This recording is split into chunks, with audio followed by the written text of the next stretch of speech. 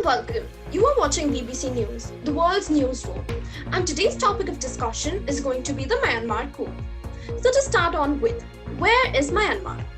Myanmar, also known as Burma, is in the Southeast Asia.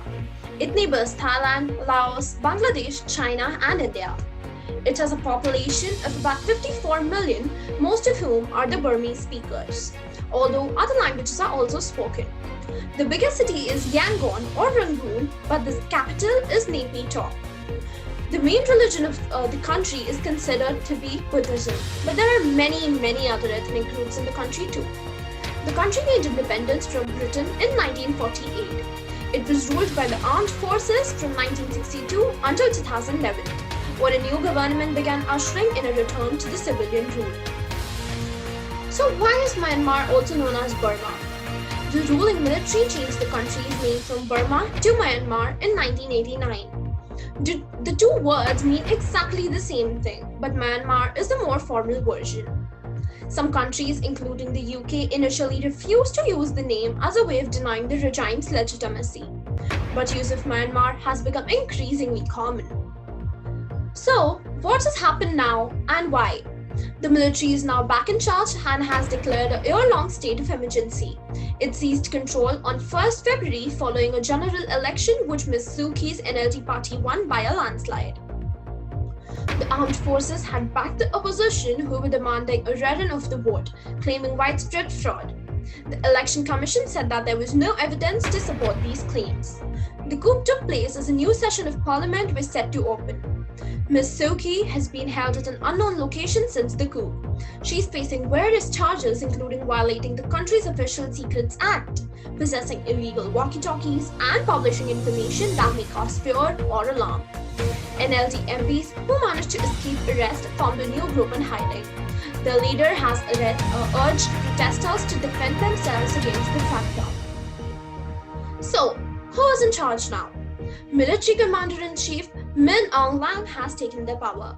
He has long wielded significant political influence, successfully maintaining the power of the Tatmadaw, which is the Myanmar's military, even as the country moved towards democracy. He has received international condemnation and sanctions for his alleged role in the military's attacks on ethnic minorities. In his first public comments after the coup, Gen Lang sought to justify the takeover. He said the military was on the side of the people and would form a true and disciplined democracy. The military says it will hold a free and fair election once the state of emergency is over. So coming to the main point, how have the people reacted?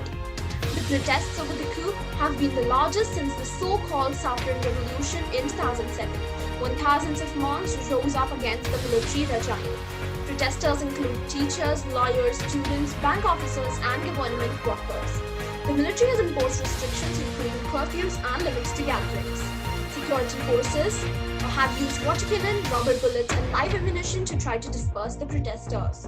On 27th of March, in the deadliest day since the coup, more than 100 people were killed. Lastly, what has the international reaction been to the coup? Numerous countries have condemned the military takeover and subsequent crackdown. US Secretary of State Antony Blinken has accused the security forces of a reign of terror. The US, UK and European Union have all responded with sanctions on military officials. China blocked a UN Security Council statement condemning the coup, but has backed calls for the release of Ms. Suu Kyi and a return to the democratic norms. The country has previously opposed international intervention in Myanmar. So, this was it for today. If you want to know more about Myanmar coup, stay tuned for the BBC News. Me, Sanvi Mishra, your host for today, is signing off. I will meet you very soon in the next episode. Till then, keep watching BBC News. Bye.